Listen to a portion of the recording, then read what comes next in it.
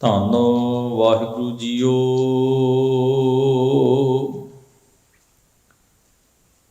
ਮਹੱਲਾ ਪੰਜਵਾਂ।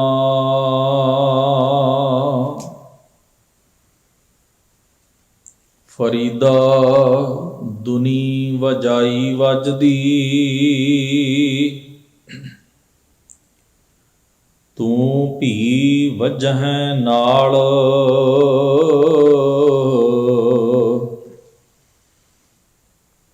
ਸੋਈ ਜਿਉ ਨਾ ਵੱਜਦਾ, ਜਿਸ ਅੱਲਾਹ ਕਰਦਾ ਸਾਰ।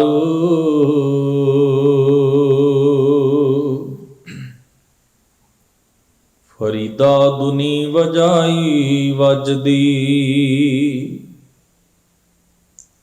ਤੂੰ ਭੀ ਵੱਜੈ ਨਾਲ।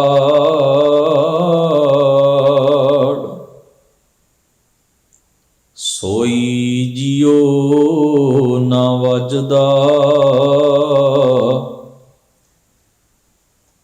ਜਿਸ ਅੱਲਾਹ ਕਰਦਾ ਸਾਰ। ਵਾਹਿਗੁਰੂ ਜੀ ਕਾ ਖਾਲਸਾ, ਵਾਹਿਗੁਰੂ ਜੀ ਕੀ ਫਤਿਹ। ਪਰਮ ਸਨਮਾਨਯੋਗ ਸਤਿਗੁਰੂ ਗੁਰੂ ਗ੍ਰੰਥ ਸਾਹਿਬ ਗਰੀਬ ਨਵਾਜ ਪਾਤਸ਼ਾਹ ਜੀ ਦੇ ਪਾਵਨ ਚਰਨਾਂ ਦੀਆਂ ਹਾਜ਼ਰੀਆਂ ਭਰ ਰਹੀ ਗੁਰੂ ਸਵਾਰੀ ਸਾਧ ਸੰਗਤ ਜੀਓ, ਸਤਿਗੁਰਾਂ ਦੀ ਬਖਸ਼ਿਸ਼ ਦੇ ਪਾਤਰ ਬਣ ਕੇ ਬੜੇ ਸਤਿਕਾਰ ਨਾਲ ਆਪ ਜੀ ਨੇ ਗੁਰੂ ਮਹਾਰਾਜ ਦੀ ਪਾਵਨ ਬਾਣੀ ਦੇ ਪਾਠ ਅਤੇ ਕੀਰਤਨ ਦੇ ਗੁਰੂ ਸਵਾਰਿਆਂ ਪਾਸੋਂ ਲਾਹੇ ਪ੍ਰਾਪਤ ਕੀਤੇ ਹਨ। ਬਾਬਾ ਸ਼ੇਖ ਫਰੀਦ ਸਾਹਿਬ ਜੀ ਦੇ ਸ਼ਲੋਕਾਂ ਦੀ ਲੜੀਵਾਰ ਵਿਚਾਰ ਜੋ ਆਪਾਂ ਰੋਜ਼ਾਨਾ ਦੇ ਦੀਵਾਨਾਂ ਵਿੱਚ ਕਰਨ ਦਾ ਯਤਨ ਕਰਦੇ ਹਾਂ। ਗੁਰੂ ਗ੍ਰੰਥ ਸਾਹਿਬ ਜੀ ਦੇ ਅੰਕ ਨੰਬਰ 1383 ਉੱਪਰੋਂ ਆਪ ਜੀ ਨੇ ਲੜੀਵਾਰ ਇਹਨਾਂ ਸ਼ਲੋਕਾਂ ਵਿੱਚ ਪੰਚਮ ਪਾਤਸ਼ਾਹ ਜੀ ਦਾ ਅੰਕਿਤ ਦਰਜ ਸ਼ਲੋਕ 110 ਨੰਬਰ ਪਾਠ ਦੇ ਰੂਪ ਵਿੱਚ ਸ਼ਰਵਣ ਕੀਤਾ ਹੈ। ਪਿਛਲੇ ਸ਼ਲੋਕਾਂ ਵਿੱਚ ਬਾਬਾ ਫਰੀਦ ਸਾਹਿਬ ਜੀ ਨੇ ਰੱਬੀ ਗੁਣਾਂ ਦੀ, ਪਰਮੇਸ਼ਰ ਦੀ ਯਾਦ ਨੂੰ, ਅੱਲਾਹ ਦੀ ਇਬਾਦਤ ਨੂੰ ਜੀਵਨ ਦੇ ਅਭਿਆਸ ਦਾ ਹਿੱਸਾ ਬਣਾਉਣ ਵਾਸਤੇ ਪ੍ਰੇਰਨਾ ਕੀਤੀ, ਉਪਦੇਸ਼ ਕੀਤਾ। ਤੇ ਕੋਈ ਵੀ ਅਭਿਆਸ ਜਦੋਂ ਤੁਸੀਂ ਕਰਨਾ ਹੈ ਜਾਂ ਕਿਸੇ ਵੀ ਕਿਸਮ ਦਾ ਤੁਸੀਂ ਕਿਸੇ ਪ੍ਰੈਕਟਿਸ ਵਿੱਚ ਪੈਣਾ ਹੈ, ਤੇ ਤੁਹਾਨੂੰ ਆਪਣੇ ਆਪ ਨੂੰ ਕਿਸੇ ਨਿਯਮ ਵਿੱਚ ਬੰਨ੍ਹਣਾ ਪੈਂਦਾ ਹੈ। ਪਰ ਚੇਤੇ ਵਿੱਚ ਰੱਖੀਏ, ਨਿਯਮ ਕਾਹਦੇ ਵਾਸਤੇ ਹੁੰਦਾ ਹੈ?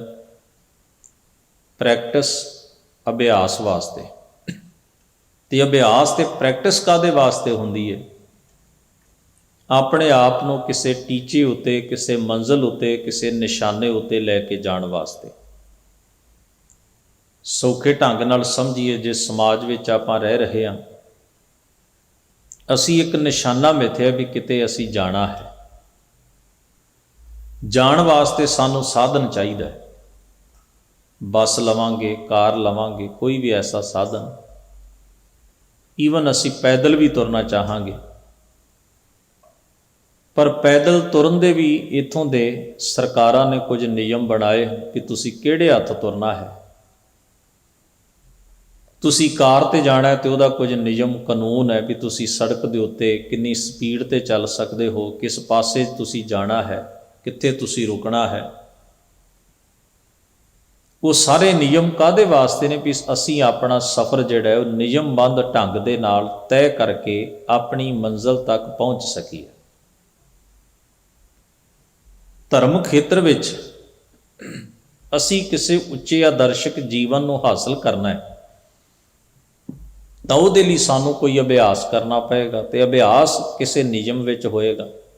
ਉਹਦੇ ਕੋਈ ਅਸੂਲ ਬਣਾਏ ਜਾਣਗੇ, ਆਪਣੇ ਆਪ ਨੂੰ ਕਿਸੇ ਮਰਿਆਦਾ ਵਿੱਚ ਬੰਨ੍ਹਣਾ ਪਏਗਾ। ਤਾਂ ਮਰਿਆਦਾ ਦੀ ਇੱਕ ਆਪਣੀ ਲਿਮਟ ਦੇ ਇੱਕ ਆਪਣੀ ਮਹੱਤਤਾ ਰਹੇਗੀ, ਉਹਦਾ ਇੱਕ ਆਪਣਾ ਸਟੇਟਸ ਰਹੇਗਾ। ਇਹ ਵੀ ਨਹੀਂ ਕਿ ਮਨੁੱਖ ਮਰਿਆਦਾ ਦੇ ਨਾਂ 'ਤੇ ਝਗੜਾ ਹੀ ਕਰੀ ਜਾਏ ਪਰ ਪਹੁੰਚੇ ਕਿਤੇ ਵੀ ਨਾ, ਤੁਰੇ ਵੀ ਨਾ, ਤੇ ਜੀਵਨ 'ਚ ਕੋਈ ਤਬਦੀਲੀ ਤੇ ਫਰਕ ਹੀ ਨਾ ਪਵੇ। ਸ਼ਰਅ ਸ਼ਰੀਅਤ ਕਰੈ ਵਿਚਾਰ, ਬਿਨ ਬੂਝੇ ਕੈਸੇ ਪਾਵੈਂ ਪਾਰ। ਸਤਿਗੁਰੂ ਨੇ ਫਰਮਾਇਆ ਵੀ ਲੋਕ ਨਾ ਧਾਰਮਿਕ ਨਿਯਮਾਂ ਦੀ, ਮਰਿਆਦਾਵਾਂ ਦੀ, ਸ਼ਰ੍ਹਾ ਦੀ,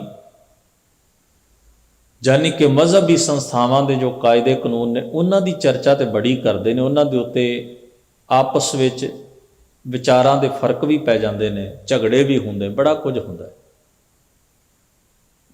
ਉਹਨਾਂ ਚੀਜ਼ਾਂ ਨੂੰ ਲੈ ਕੇ ਲੋਕ ਆਪਣੇ ਮਨਾਂ ਅੰਦਰ ਇੱਕ ਦੂਜੇ ਦੇ ਪ੍ਰਤੀ ਨਫ਼ਰਤ, ਭੇਦ ਭਾਵ ਵੀ ਪਾੜ ਲੈਂਦੇ ਨੇ। ਪਰ ਸਤਿਗੁਰੂ ਆਖਦੇ ਨੇ ਬਿਨ ਬੂਝੇ, ਅਸਲ ਮਕਸਦ ਨੂੰ ਬੁੱਝੇ ਤੋਂ ਬਿਨਾਂ, ਜੀਵਨ ਦੇ ਅਸਲ ਸੱਚ ਨੂੰ ਪਹਿਚਾਣੇ ਤੋਂ ਬਿਨਾਂ ਕਿਵੇਂ ਪਾਵੈਂ ਪਾਰ। ਤੁਸੀਂ ਕਿਵੇਂ ਪਾਰ ਹੋਵੋਗੇ, ਕਿਵੇਂ ਆਪਣਾ ਭਲਾ ਕਰੋਗੇ, ਕਿਵੇਂ ਕਿਸੇ ਮੰਜ਼ਿਲ ਤੇ ਪਹੁੰਚੋਗੇ। ਤੋ ਆਪਣੀ ਮੰਜ਼ਿਲ ਦਾ ਗਿਆਨ ਹੋਣਾ ਤੇ ਇਹ ਟੀਚਾ ਰੱਖਣਾ ਵੀ ਪਹੁੰਚਣਾ ਇੱਥੇ ਹੈ। ਬਾਕੀ ਸਾਰੇ ਸਾਧਨ ਨੇ, ਨਿਯਮ ਵੀ ਸਾਧਨ ਹੈ, ਅਭਿਆਸ ਵੀ ਸਾਧਨ ਹੈ, ਇਹ ਸਾਧਨ ਨੇ। ਕੋਈ ਸਾਧਨ ਸਹੀ ਹੁੰਦਾ ਜੀਵਨ ਵਾਸਤੇ, ਕੋਈ ਸਾਧਨ ਸਹੀ ਨਹੀਂ ਹੁੰਦਾ। ਕੋਈ ਸਾਧਨ ਸਾਡੀ ਮੰਜ਼ਿਲ ਤੇ ਸਾਨੂੰ ਪਹੁੰਚਾਉਣ ਵਿੱਚ ਪੂਰਾ ਯੋਗਦਾਨ ਪਾਉਂਦਾ ਤੇ ਕੋਈ ਨਕਾਰਾ ਸਾਧਨ ਵੀ ਹੁੰਦਾ। ਇਸ ਕਰਕੇ ਫੋਕਟ ਰਸਮਾਂ ਰੀਤਾਂ ਨੂੰ ਆਪਾਂ ਨਕਾਰਾ ਸਾਧਨ ਕਹਿੰਦੇ ਹਾਂ। ਵਾਧੂ ਦੀਆਂ ਰਸਮਾਂ ਰੀਤਾਂ ਦੇ ਅਭਿਆਸ ਤੇ ਪ੍ਰੈਕਟਿਸ ਨੂੰ ਆਪਾਂ ਨਕਾਰਾ ਸਾਧਨ ਵੀ ਕਹਿੰਦੇ ਹਾਂ। ਤੋ ਇਸ ਸ਼ਲੋਕ ਦੀ ਵਿਆਖਿਆ ਵਿੱਚ ਖੁਦ ਗੁਰੂ ਅਰਜਨ ਸਾਹਿਬ ਜੀ ਨੇ ਸ਼ਲੋਕ ਵੀ ਰਚੇ ਤੇ ਬਾਬਾ ਫਰੀਦ ਸਾਹਿਬ ਜੀ ਦੇ ਵੀ ਵਿੱਚ ਸ਼ਲੋਕ ਆ ਰਹੇ ਨੇ। ਜਦੋਂ ਆਪ ਲੜੀਵਾਰ ਰੋਜ਼ਾਨਾ ਸੁਣਦੇ ਹੋ ਤੇ ਆਪ ਨੂੰ ਪਤਾ ਲੱਗਦਾ ਹੈ। ਤੋ ਮਹਾਰਾਜ ਗੁਰੂ ਅਰਜਨ ਸਾਹਿਬ ਨੇ ਦੱਸਿਆ ਵੀ ਬੇਮੁਹਤਾਜ ਸੋਹਣੇ ਉਸ ਕੰਤ ਪਰਮੇਸ਼ਰ ਵਾਹਿਗੁਰੂ ਨੂੰ ਆਪਣੀ ਸੁਰਤ ਵਿੱਚ ਵਸਾ ਕੇ, ਆਪਣੀ ਘਾੜਤ ਵਿੱਚ ਉਹਦਾ ਪ੍ਰੇਮ ਪੈਦਾ ਕਰਨਾ, ਆਪਣੀ ਬਣਤਰ ਵਿੱਚ ਸੁਰਤ ਕਰਕੇ। ਫਿਰ ਆਖਿਆ ਫਰੀਦਾ ਦੁੱਖ ਸੁੱਖ ਏਕ ਕਰ, ਦਿਲ ਤੇ ਲਾ ਵਕਾਰ। ਦੁੱਖ ਸੁੱਖ ਨੂੰ ਸਮਾਨ ਸਮਝ ਤੇ ਅੰਦਰੋਂ ਵਕਾਰ, ਪਾਪ ਦੀ ਬਿਰਤੀ, ਕਿਸੇ ਦਾ ਮਾੜਾ ਲੋਚਣਾ, ਮਾੜਾ ਕਰਨ ਦਾ ਸੁਭਾਅ ਤਿਆਗ ਦੇ। ਵਾਹਿਗੁਰੂ ਦੇ ਭਾਣੇ 'ਚ ਰਾਜੀ ਰਹਿ, ਅੱਲਾ ਭਾਵੈ ਸੋ ਭਲਾ, ਤਾਂ ਲੱਭੀ ਦਰਬਾਰ, ਤਾਂ ਤੈਨੂੰ ਉਹਦੇ ਦਰ ਦੀ ਅਸਲ ਸੋਝੀ ਹੋਏਗੀ। ਹੁਣ ਇਸ ਤੋਂ ਅੱਗੇ ਸ਼ਲੋਕ ਵੀ ਗੁਰੂ ਅਰਜਨ ਸਾਹਿਬ ਦਾ, ਜਿਹਦਾ ਆਪ ਜੀ ਨੇ ਪਾਠ ਸੁਣਿਆ ਹੈ। ਹਜ਼ੂਰ ਫਰਮਾਉਂਦੇ ਹਨ, ਫਰੀਦਾ ਦੁਨੀ ਵਜਾਈ ਵੱਜਦੀ। ਦੁਨੀ ਦਾ ਭਾਵ ਹੈ ਸੰਸਾਰ ਦੇ ਲੋਕ। ਪਿੰਡਾਂ ਵਿੱਚ ਵਾਜੇ ਵੇਚਣ ਵਾਲੇ ਆਉਂਦੇ ਸਨ, ਛੋਟੇ ਛੋਟੇ ਖਿਡੌਣੇ ਬੱਚਿਆਂ ਦੇ ਵਜਾਉਣ ਵਾਲੇ, ਖੇਡਣ ਵਾਲੇ। ਉਹ ਆਵਾਜ਼ ਕਰਨ ਵਾਲੇ ਵਾਜੇ ਜਿਹੜੇ ਨੇ, ਉਹ ਹੋਕਾ ਦੇਣ ਦੀ ਬਜਾਏ ਆਪਣੇ ਹੱਥ ਵਿੱਚ ਇੱਕ ਵਾਜਾ ਰੱਖਦਾ ਤੇ ਉਹਨੂੰ ਵਜਾਉਂਦਾ। ਹੁਣ ਉਹਦੇ ਹੱਥ ਵਿੱਚ ਹੈ, ਜਦੋਂ ਚਾਹੇ ਉਹਨੂੰ ਵਜਾ ਸਕਦਾ। ਵਜੰਤਰੀ ਦੇ ਵਜਾਉਣ ਵਾਲੇ, ਵਾਜਾ ਵਜਾਉਣ ਵਾਲੇ ਵਜੰਤਰੀ ਦੇ ਹੱਥ ਵਿੱਚ ਜਿਵੇਂ ਵਾਜਾ, ਛੋਟਾ ਜਿਹਾ ਆਵਾਜ਼ ਕਰਨ ਵਾਲਾ ਖਿਡੌਣਾ ਜਿਹਾ ਫੜਿਆ ਹੋਇਆ ਉਸਨੇ, ਉਹਦੇ ਕੰਟਰੋਲ 'ਚ ਜਦੋਂ ਚਾਹੇ, ਜਿੱਥੇ ਚਾਹੇ ਉਸ ਦੀ ਵਰਤੋਂ ਕਰਕੇ ਉਹਦੇ 'ਚੋਂ ਆਵਾਜ਼ ਪੈਦਾ ਕਰ ਸਕਦਾ, ਵਜਾ ਸਕਦਾ ਹੈ ਉਹਨੂੰ। ਦੁਨੀਆ ਜਿਹੜੀ ਹੈ ਉਹ ਵਕਾਰਾਂ ਦੇ ਹੱਥ ਦਾ ਵਾਜਾ ਹੈ, ਜਿਸ ਨੂੰ ਤੀਸਰੇ ਪਾਤਸ਼ਾਹ ਕਹਿੰਦੇ ਨੇ ਮਾਇਆ ਬੋਲਣ ਪਏ ਰਵਾਣੀ। ਮਾਇਆ ਦੀ ਬੋਲੀ ਬੋਲਦੇ ਹਨ ਸੰਸਾਰ ਦੇ ਲੋਕ। ਉਹ ਕੀ ਹੈ? ਕੋਈ ਕ੍ਰੋਧ ਦੀ ਬੋਲੀ ਬੋਲ, ਕ੍ਰੋਧ ਵਸ ਹੋ ਕੇ ਕ੍ਰੋਧ ਦੇ ਹੱਥ ਦਾ ਵਾਜਾ ਬਣ ਕੇ ਵੱਜ ਰਿਹਾ। ਕੋਈ ਲੋਭ ਦਾ, ਕੋਈ ਵਾਸ਼ਨਾ ਦਾ, ਕੋਈ ਹੰਕਾਰ ਦਾ।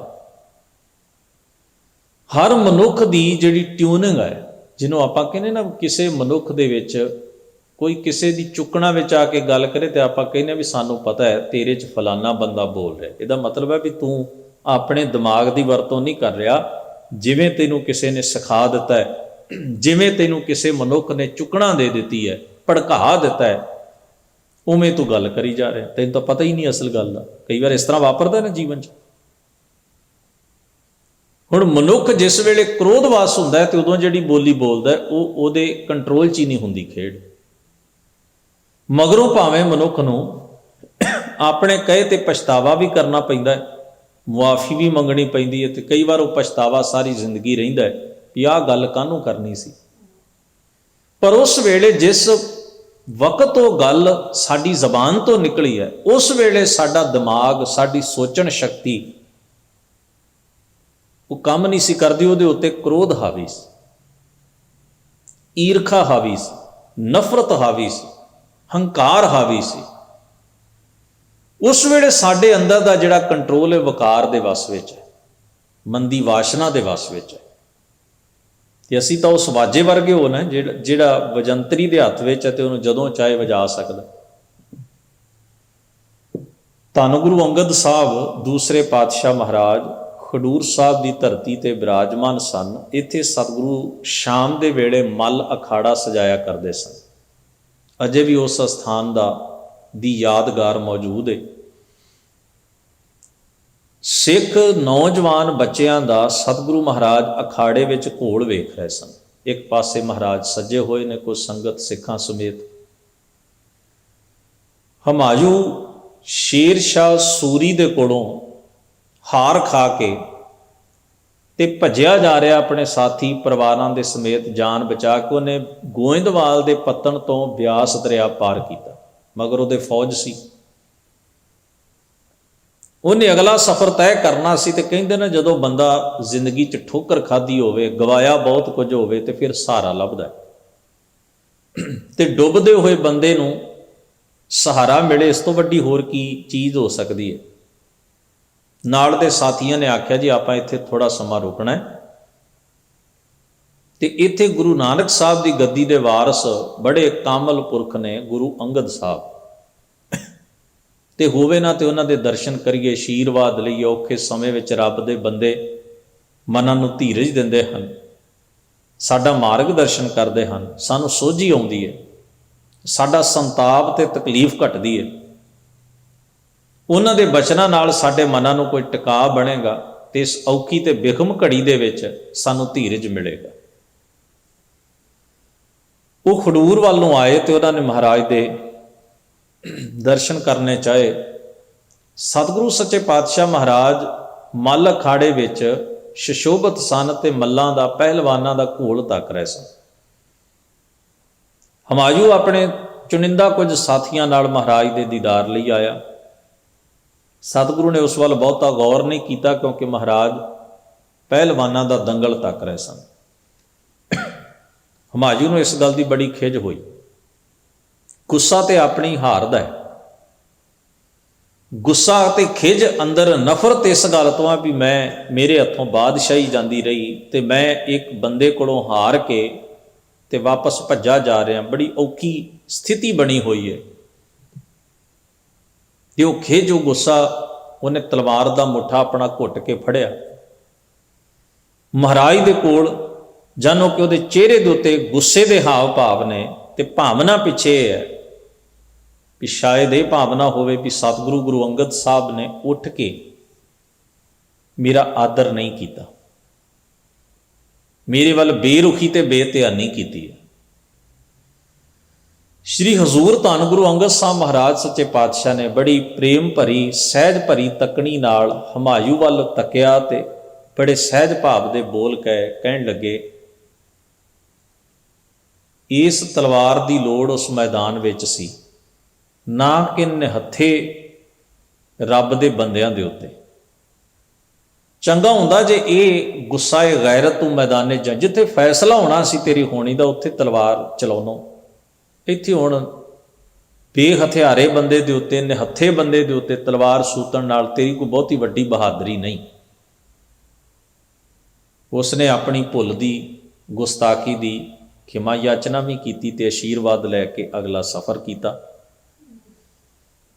इस साखी दे विचों समझण वाला नुकता यह है कि महाराज दे मन उत्ते किसी भी चीज़ का भय नहीं, डर नहीं। कोई वड्डा बंदा आया है, कोई ताकतवर है, कोई सत्ताधारी है, कोई हथियारबंद है, ये कोल बादशाही रही है। इन्हां चीज़ों की लग लपेट तो गुरु अंगद साहब महाराज बहुत उच्चे ने, पर हमायूं वेखो हार के अपनी जान बचा के परिवार समेत जा रहा है। तख्त नहीं रहा, ताज नहीं रहा, दौलत नहीं रही, सम्मान नहीं रहा, वो सारिया चीज़ां कोल नहीं है इस वेले, पर शाही का, ताकत का, ताज का हंकार अजे भी अंदर है। जिन्हों आपां कहने रस्सी सड़ जाती है, कई बार वह वट नहीं जाता। बादशाही नहीं रही, पर बादशाही का हंकार अंदरों अजे भी उस तरह ही बोल रहा। ताकत का नशा अजे भी उस तरह ही है सुरत उत्ते। तो संसार में असीं अपनी जिंदगी दे विच कितना परसेंट लोभ वस बोलते हाँ, हंकार ते नफरत भरे बोल बोलते हाँ। साडे उत्थे जिहो जी मंदी वासना साडे मन ते हावी हुंदी है, साडी ट्यूनिंग, साडी आवाज़, साडा करैक्टर भी उहो जिहा बन जाता है, कर्म भी उहो जिहा, तकनी भी उहो जी, सुनना भी उहो जिहा, बोलना भी उहो जिहा, सारा साडा प्रोसैस जिहड़ा जीवन का इंद्रियां का उस मुताबिक हो जाता। तो हुण तुसीं वेखो कई बार जिस तरह अगला साडे नाल वरत रहा, असीं भी उस तरह ही उहदे नाल वरतना शुरू अगले नूं कहने असीं भी ये बंदा गलत है, गलत नाल गलत हो के विचरदे हाँ। थोड़े समय बाद साडे विच ते उहदे च कोई फर्क नहीं रह जाता। फिर नखेड़ा करना औखा हो जाता भी एक ने चोरी की, दूजे ने उहनूं क्रिटिसाइज किया भी ये चोर है, ते उहनूं मात देण लई वड्डी चोरी की। वो भी चोरी कर रहा, वो भी चोरी कर रहा है, फर्क की रह गया, भेद की रह गया। एक बंदा हंकार की बोली बोलता है, दूजा उहदे हंकार नाल उहो जी बोली दे विच उहनूं जवाब देण लगदा है, हंकार भरियां गल्लां करदियां करदियां फर्क ही नहीं रह जाता कि दोवां चों वड्डा हंकारी किहड़ा है। दुनी वजाई वजदी तू भी वजै नाल, तेरी ट्यूनिंग भी उहो जी हो जाती, क्योंकि तू दौड़ विच है, तू उहनूं पछाड़न दे दौड़ विच है भी हंकारी नूं मैं हंकार नाल पछाड़ देना, लोभी नूं लोभ नाल पछाड़ देना, कामी नूं काम नाल पछाड़ देना। तेरी ट्यूनिंग, तेरी बनतर, तेरा करैक्टर भी उहो जिहा ही हो गया, फर्क कोई नहीं रहा। तो अग नूं अग नाल बुझाउण दी कोशिश हो रही है। पातशाह जी इत्थे बख्शिश करते ने, सोई जियो ना वजदा, वो माया की बोली नहीं बोलता, ਉਹਦੀ ट्यूनिंग विकारां वाली, मंदियां वासनावां वाली, गलत आदमी नाल गलत बन के खलोण वाला सुभाव ਉਹਦੇ अंदर पैदा नहीं हुंदा, जिस अल्लाह करदा सार, जिस दी सार मेरा वाहिगुरू लैंदा है। ਜਿਹੜਾ उस वाहिगुरू दी रज़ा विच अल्लाह भावै सो भला, अल्लाह दी रज़ा च रहिंदा है, परमेश्वर दे भाणे ते हुक्म नूं मिठा करके मनदा है,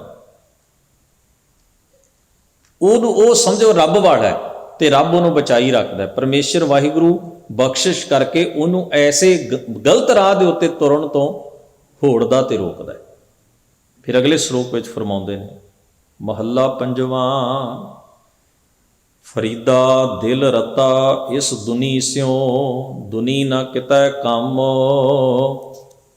मिसल फकीरां गाखड़ी, सो पाइए पूर करम। हे फरीद, दिल रत्ता होया है, दिल रंगिया गया है, दिल प्रभाव विच आ गया है, किस दे? इस दुनी स्यों। किहड़ी दुनिया?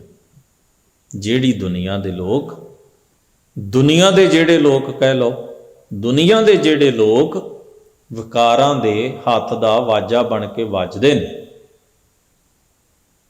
तेरा मन भी जे हौली हौली उन्हां वर्गा हो के उन्हां च रत्या गया है, ते चेता रख दुनी ना कितै काम, इन्हां बंदियां ने तैनूं बचा नहीं सकना। जिहड़े आप माया विच गर्क हन, जिहड़े आप विकारां विच गलतान हन, जिहड़े आप पाप विच मुबतला हन, वो तेरी राखी किवें कर लैणगे कल नूं? तू इन्हां नूं अपने सज्जण बना लिया, अपने मित्र बना लिया, अपने संगी बना लिया। गुरु नानक साहब कहंदे ना, सज्जण से असल मित्र कौन हुंदे हन? नाल मैं, जिहड़े मेरे नाल ने, भाव मेरे असल साथी ने, चलदियां नाल चलन। जीवन के पंध विच हर ਸਾਰੇ ਪੈਂਡੇ ਵਿੱਚ ਉਹ ਮੇਰੇ ਸਾਥੀ, ਮੈਨੂੰ ਅਹਿਸਾਸ ਹੋਵੇ ਵੀ ਉਹ ਮੇਰੇ ਨਾਲ ਖੜੇ ਨੇ। ਜਿੱਥੇ ਲੇਖਾ ਮੰਗੀ ਹੈ, ਜਿੱਥੇ ਮੇਰਾ ਹਿਸਾਬ ਹੋਣਾ ਹੋਵੇ, ਜਿੱਥੇ ਫੈਸਲਾ ਹੋਣਾ ਹੋਵੇ ਮੈਂ ਕਿੰਨਾ ਚੰਗਾ ਹਾਂ ਕਿੰਨਾ ਮਾੜਾ ਹਾਂ,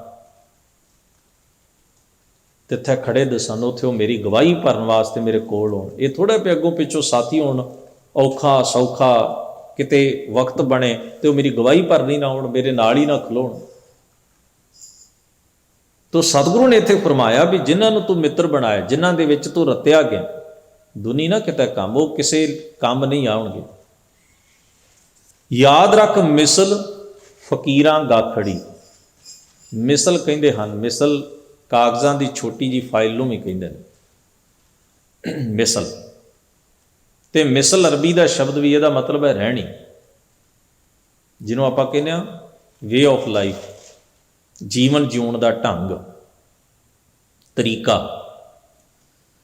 ਫਕੀਰ ਦਾ ਭਾਵ ਹੈ ਬੇਮੁਹਤਾਜ ਵਿਅਕਤੀ, ਜਿਸ ਨੂੰ ਕਿਸੇ ਚੀਜ਼ ਦੀ ਮੁਹਤਾਜੀ ਨਹੀਂ, ਬੇਪਰਵਾਹ, ਉੱਚੀ ਸੁਰਤ ਵਾਲਾ, ਵਿਸ਼ੇ ਵਿਕਾਰਾਂ ਦਾ ਤਿਆਗੀ, ਪਰਮੇਸ਼ਰ ਵਾਹਿਗੁਰੂ ਨਾਲ ਸੁਰਤ ਜੋੜਨ ਵਾਲਾ, ਅੱਲਾ ਦੇ ਰਾਹ ਤੇ ਚੱਲਣ ਵਾਲਾ, ਉਹ ਫਕੀਰ।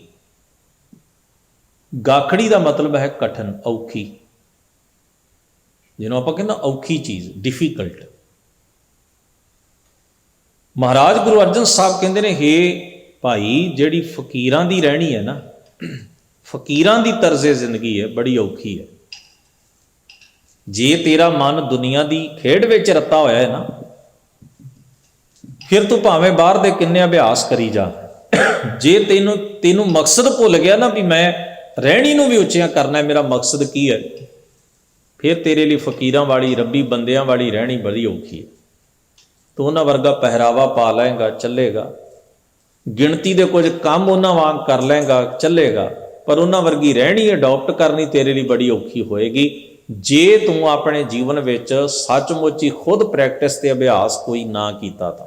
ਆਪਣੇ ਬੱਚਿਆਂ ਦਾ ਨਾਮ ਰੱਖਣਾ ਹੋਵੇ ਤਾਂ ਚੰਗੇ ਤੋਂ ਚੰਗਾ ਨਾਮ, ਵੱਡੇ ਮਹਾਨ ਬੰਦਿਆਂ ਦੇ ਨਾਂ ਦੇ ਉੱਤੇ ਕਈ ਵਾਰ ਰੱਖਦੇ, ਖੁਦ ਆਪਾਂ ਵੀ ਚਾਹੁੰਦੇ ਹੁੰਦੇ ਵੀ ਸਾਡਾ ਨਾਂ ਆਹ ਚਾਹੀਦਾ ਸੀ, ਮੇਰਾ ਨਾਂ ਕਬੀਰ ਚਾਹੀਦਾ ਸੀ। ਬੜੇ ਲੋਕਾਂ ਰੱਖੇ ਨੇ, ਕਈਆਂ ਨੇ ਨਾਨਕ ਵੀ ਰੱਖਿਆ, ਕਈਆਂ ਨੇ ਗੋਬਿੰਦ ਵੀ ਰੱਖਿਆ। ਬਹੁਤ ਚੰਗੇ ਚੰਗੇ ਉੱਤਮ ਮਹਾਨ ਪੁਰਖਾਂ ਦੇ ਨਾਂ ਹਰ ਕੋਈ ਰੱਖਣੇ ਚਾਹੁੰਦਾ। ਉਹਨਾਂ ਵਰਗਾ ਪਹਿਰਾਵਾ ਵੀ ਕਈਆਂ ਨੇ, ਜਿਨ੍ਹਾਂ ਨੂੰ ਲੱਗਿਆ ਨਾ ਵੀ ਇਸ ਤਰ੍ਹਾਂ ਦਾ ਪਹਿਰਾਵਾ ਮਹਾਨ ਲੋਕ ਪਾਉਂਦੇ, ਉਹਨਾਂ ਨੇ ਪਾਏ। ਕਈ ਐਸੇ ਦੁਨੀਆ 'ਚ ਬੰਦੇ, ਉਹਨਾਂ ਕਲਗੀਆਂ ਵੀ ਲਾ ਲਈਆਂ, ਪਹਿਰਾਵੇ ਉਹੋ ਜਿਹੇ ਜਿਹੋ ਜਿਹੀਆਂ ਤਸਵੀਰਾਂ 'ਚ ਬਣੇ ਸਨ ਨਾ, ਵੀ ਗੁਰੂ ਗੋਬਿੰਦ ਸਿੰਘ ਸਾਹਿਬ ਇਹੋ ਜਿਹਾ ਪਹਿਰਾਵਾ ਪਾਉਂਦੇ ਸਨ, ਉਹਨਾਂ ਨੇ ਪਾ ਕੇ ਵਿਖਾਵਾ ਵੀ ਕੀਤਾ। ਅੰਨੀ ਦੁਨੀਆ ਉਹਨਾਂ ਨੂੰ ਗੁਰੂ ਵੀ ਮੰਨਣ ਲੱਗ ਪਈ। ਸੌਖਾ ਸੀ, ਦਰਜੀ ਨੇ ਕੱਪੜੇ ਸੀਂ ਦਿੱਤੇ, ਤੁਸੀਂ ਪਾ ਲੈ। ਉਹਨਾਂ ਵਰਗਾ ਨਾਂ ਰਜਿਸਟਰਡ ਕਰਾਉਣਾ ਸੀ, ਕਰਾ ਲਿਆ, ਪਰ ਉਹਨਾਂ ਵਰਗੀ ਰਹਿਣੀ ਕਿੱਥੋਂ ਲਿਆਓਗੇ? ਉਹ ਤੇ ਬਾਜ਼ਾਰ 'ਚ ਥੋੜ੍ਹਾ ਵਿਕਦੀ ਹੈ, ਉਹ ਕਿਸੇ ਨੇ ਬਣਾ ਕੇ ਤੁਹਾਨੂੰ ਆਰਟੀਫਿਸ਼ੀਅਲ ਥੋੜ੍ਹਾ ਦੇ ਦੇਣੀ ਹੈ। ਉਹਨਾਂ ਵਰਗੀ ਰਹਿਣੀ, ਉਹਨਾਂ ਵਰਗੀ ਜੁਗਤ, ਉਹਨਾਂ ਵਰਗਾ ਜੀਵਨ ਉਹ ਕਿੱਥੋਂ ਪੈਦਾ ਕਰਾਂਗੇ? ਉਹ ਤਾਂ ਕਮਾਈ ਕਰਕੇ ਉਹਨਾਂ ਨੇ ਹਾਸਲ ਕੀਤਾ, ਉਧਾਰਾ ਥੋੜ੍ਹੀ ਲਿਆ ਕਿਤੋਂ। ਹੁਣ ਕੋਈ ਆਪਣਾ ਨਾਂ ਕਬੀਰ ਰੱਖ ਲੈ, ਖੱਡੀ ਵੀ ਚਲਾਉਣ ਲੱਗ ਪਏ, ਇਹ ਵੀ ਦਾਅਵਾ ਕਰਦਾ ਵੀ ਮੇਰਾ ਜਨਮ ਜਿਹੜਾ ਹੈ ਉਹ ਉਸੇ ਬਰਾਦਰੀ ਦਾ ਜਿਹੜੀ ਬਰਾਦਰੀ 'ਚ ਕਬੀਰ ਜੀ ਹੋਏ। ਕੀ ਫਰਕ ਪੈਂਦਾ? ਪਰ ਉਹ ਕਬੀਰ ਨਹੀਂ ਬਣ ਸਕਦਾ। ਕਬੀਰ ਜੀ ਆਪਣੀ ਰਹਿਣੀ ਕਰਕੇ ਉੱਚੇ ਹਨ, ਕਰਮ ਕਰਕੇ ਉੱਚੇ ਹਨ। ਇਹ ਦਾਤ ਕਿੱਥੋਂ ਮਿਲਦੀ ਹੈ? ਸੋ ਪਾਈਐ ਪੂਰ ਕਰਮ, ਪੂਰੀ ਬਖਸ਼ਿਸ਼ ਨਾਲ, ਭਾਗਾਂ ਨਾਲ, ਵਾਹਿਗੁਰੂ ਦੇ ਦਰ ਤੋਂ ਇਹ ਦਾਤ ਹਾਸਲ ਹੁੰਦੀ ਹੈ। ਇਹ ਦੁਨੀਆ ਦੀ ਮੁਥਾਜੀ ਕਮਾ ਕੇ ਨਹੀਂ ਹੁੰਦੀ, ਵਿਖਾਵਿਆਂ 'ਚੋਂ ਨਹੀਂ ਹੁੰਦੀ, ਪਖੰਡ 'ਚੋਂ ਨਹੀਂ ਹੁੰਦੀ, ਗਿਣਤੀ ਮਿਣਤੀ ਦੀਆਂ ਰਸਮਾਂ 'ਚੋਂ ਨਹੀਂ ਹੁੰਦੀ। ਇਹ ਤਾਂ ਜੀਵਨ ਨੂੰ ਉੱਚਿਆਂ ਚੁੱਕ ਕੇ ਵਿਕਾਰਾਂ ਤੋਂ, ਜੀਵਨ ਵਿੱਚ ਕਮਾਈ ਕਰਕੇ ਰੱਬੀ ਗੁਣਾਂ ਦੀ ਵੱਡੇ ਭਾਗਾਂ ਨਾਲ, ਵਾਹਿਗੁਰੂ ਦੀ ਬਖਸ਼ਿਸ਼ ਨਾਲ ਇਹ ਦਾਤ ਮਿਲਦੀ ਹੈ। ਇਹਦੇ ਲਈ ਕੀ ਕਰਨਾ ਪੈਂਦਾ? ਵਿਕਾਰਾਂ ਵਿੱਚ ਗ੍ਰਸਤ ਲੋਕਾਂ ਦੀ ਸੰਗਤ ਤਿਆਗਣੀ ਪੈਂਦੀ ਹੈ। ਅਗਲੇ ਸ਼ਲੋਕ ਵਿੱਚ ਫਰਮਾਉਂਦੇ ਹਨ, ਇਹ ਸ਼ਲੋਕ ਹੁਣ ਬਾਬਾ ਫਰੀਦ ਸਾਹਿਬ ਜੀ ਦਾ ਆਪਣਾ ਹੈ। ਉਹ ਕਹਿੰਦੇ ਨੇ, ਪਹਿਲੇ ਪਹਿਰੇ ਫੁੱਲੜਾ, ਫਲ ਭੀ ਪਛਾ ਰਾਤ, ਜੋ ਜਾਗਨ ਲਹਨ ਸੇ, ਸਾਈ ਕੰਨੋ ਦਾਤ। ਕਹਿੰਦੇ ਨੇ ਜਿਵੇਂ ਆਪਾਂ ਬੀਜ ਬੀਜਦੇ ਆ ਨਾ ਜ਼ਮੀਨ 'ਚ, ਉਹ ਫਿਰ ਪੌਦਾ ਬਣ ਕੇ ਪ੍ਰਫੁੱਲਤ ਹੁੰਦਾ, ਫਿਰ ਉਹਨੂੰ ਸਭ ਤੋਂ ਪਹਿਲਾਂ ਫੁੱਲ ਲੱਗਣਗੇ ਜਾਂ ਬੂਰ ਪਏਗਾ, ਫਿਰ ਉਹ ਫੁੱਲ ਅਤੇ ਉਹ ਬੂਰ ਜਿਹੜਾ ਹੈ ਉਹ ਹੌਲੀ ਹੌਲੀ ਫਲ ਵਿੱਚ ਕਨਵਰਟ ਹੋ ਜਾਏਗਾ। ਹੁਣ ਕੋਈ ਫਲ ਵਾਲਾ ਬੂਟਾ ਹੋਵੇ ਅਤੇ ਉਹਦੇ ਕੋਈ ਫੁੱਲ ਤੋੜੀ ਜਾਏ ਬੱਚਾ, ਅਤੇ ਆਪਾਂ ਨੂੰ ਕਹਿੰਦੇ ਨਾ ਇਸ ਤਰ੍ਹਾਂ ਨਾ ਕਰ, ਇਹਨੂੰ ਫਲ ਲੱਗਣਾ। ਜੇ ਤੂੰ ਫੁੱਲ ਝਾੜ ਦਿੱਤੇ ਤਾਂ ਫਲ ਕਿਵੇਂ ਬਣੇਗਾ? ਫਲ ਕਾਰਨ ਫੂਲੀ ਬਨਰਾਏ, ਫਲ ਲਾਗਾ ਤਬ ਫੂਲ ਬਿਲਾਏ। ਥੋੜ੍ਹੇ ਸਮੇਂ ਬਾਅਦ ਜਦੋਂ ਉਹਨੂੰ ਫਲ ਲੱਗ ਜਾਂਦਾ ਹੈ ਅਤੇ ਬੱਚਾ ਸਾਨੂੰ ਸਵਾਲ ਕਰੇ ਇਹਨੂੰ ਫੁੱਲ ਲੱਗੇ ਸਨ, ਉਹ ਕਿੱਥੇ ਗਏ? ਇਹਨੂੰ ਬੂਰ ਪਿਆ ਸੀ ਬੂਟੇ ਨੂੰ, ਉਹ ਕਿੱਧਰ ਚਲਾ ਗਿਆ? ਆਪਾਂ ਕਹਿੰਦੇ ਆਹ ਜਿਹੜੇ ਫਲ ਨੇ ਨਾ, ਇਹ ਪਹਿਲਾਂ ਫੁੱਲ ਹੁੰਦੇ ਸਨ, ਉਹ ਫੁੱਲ ਹੀ ਫਲ ਬਣ ਗਏ, ਉਹ ਬੂਰ ਹੀ ਫਲਾਂ ਦਾ ਰੂਪ ਧਾਰਨ ਕਰ ਗਿਆ। ਹਜ਼ੂਰ ਕਹਿੰਦੇ ਨੇ ਪਹਿਲੇ ਪਹਿਰੇ ਫੁੱਲੜਾ, ਪਹਿਲਾ ਪਹਿਰ ਜਿਹੜਾ ਹੈ ਨਾ, ਯਾਨੀ ਕਿ ਪਹਿਲਾਂ ਤੁਹਾਨੂੰ ਕੀ ਕਰਨਾ ਪੈਂਦਾ ਹੈ? ਬੇਸ ਬੰਨ੍ਹਣਾ ਪੈਂਦਾ। ਜਿਵੇਂ ਪਹਿਲਾਂ ਬੂਟੇ ਦੇ ਉੱਤੇ ਫੁੱਲ ਲੱਗਦੇ ਨੇ। ਫਲ ਭੀ ਪੱਛਾ ਰਾਤ, ਜਿਵੇਂ ਰਾਤ ਸਾਂਝ ਪੈਂਦੀ ਹੈ ਅਤੇ ਫਿਰ ਰਾਤ ਦਾ ਪਹਿਲਾ ਪਹਿਰ ਹੁੰਦਾ ਹੈ, ਫਿਰ ਦੂਜਾ ਪਹਿਰ ਹੁੰਦਾ ਹੈ, ਫਿਰ ਆਪਾਂ ਕਹਿੰਦੇ ਨਾ ਅੰਮ੍ਰਿਤ ਵੇਲਾ ਹੋ ਗਿਆ, ਰਾਤ ਲੰਘੀ ਤੋਂ ਹੀ ਹੋਣਾ ਹੈ ਨਾ। ਠੀਕ ਇਸੇ ਢੰਗ ਨਾਲ ਜਿਵੇਂ ਪਹਿਲਾਂ ਬੂਟੇ ਨੂੰ ਫੁੱਲ ਲੱਗਦੇ ਨੇ, ਫਿਰ ਉਹ ਫਲ ਬਣਦੇ ਨੇ। ਪਹਿਲਾਂ ਤੁਹਾਨੂੰ ਆਪਣਾ ਨਿੱਜੀ ਅਭਿਆਸ, ਜਿਹਨੂੰ ਕਿਹਾ ਜਾਂਦਾ ਨਾ ਨਿੱਜੀ ਤੌਰ 'ਤੇ ਪ੍ਰੈਕਟਿਸ ਕਿਸੇ ਚੀਜ਼ ਦੀ, ਆਪਣੇ ਮਨ ਕਰਕੇ ਤਨ ਕਰਕੇ ਕਰਨੀ ਪੈਂਦੀ ਹੈ। ਉਹ ਸਮਝੋ ਵੀ ਪਹਿਲਾ ਪਹਿਰ ਹੈ, ਸਟਾਰਟਿੰਗ ਦੀ ਅਵਸਥਾ ਹੈ। ਉਹ ਸਮਝੋ ਵੀ ਬੂਟੇ ਨੂੰ ਫੁੱਲ ਪੈ ਗਏ ਹਨ। ਫਲ ਭੀ ਪੱਛਾ ਰਾਤ, ਤੁਹਾਡੀ ਜ਼ਿੰਦਗੀ 'ਚ ਸਵੇਰਾ ਕਦੋਂ ਹੋਏਗਾ? ਅੰਮ੍ਰਿਤ ਵੇਲਾ ਕਦੋਂ ਆਏਗਾ? ਉਹ ਫੁੱਲ ਫਲ ਕਦੋਂ ਬਣਨਗੇ? ਜਦੋਂ ਸਾਡੀ ਜ਼ਿੰਦਗੀ 'ਚ ਸਹਿਜ ਆ ਗਿਆ। ਉਹ ਗੁਣ ਅਸੀਂ ਹਾਸਲ ਕਰ ਲਏ, ਜਿਨ੍ਹਾਂ ਕਰਕੇ ਅਸੀਂ ਪ੍ਰੈਕਟਿਸ ਕਰ ਰਹੇ ਹਾਂ, ਜੋ ਜੀਵਨ ਹਾਸਲ ਕਰਨ ਵਾਸਤੇ ਅਸੀਂ ਯਤਨਸ਼ੀਲ ਹਾਂ। ਜੋ ਜਾਗਨ ਲਹਨ ਸੇ ਸਾਈ ਕੰਨੋ ਦਾਤ। ਪਰ ਇਹ ਦਾਤ ਕਿਹਨਾਂ ਨੂੰ ਮਿਲਦੀ? ਜੋ ਸੁਚੇਤ ਰਹਿੰਦੇ ਨੇ।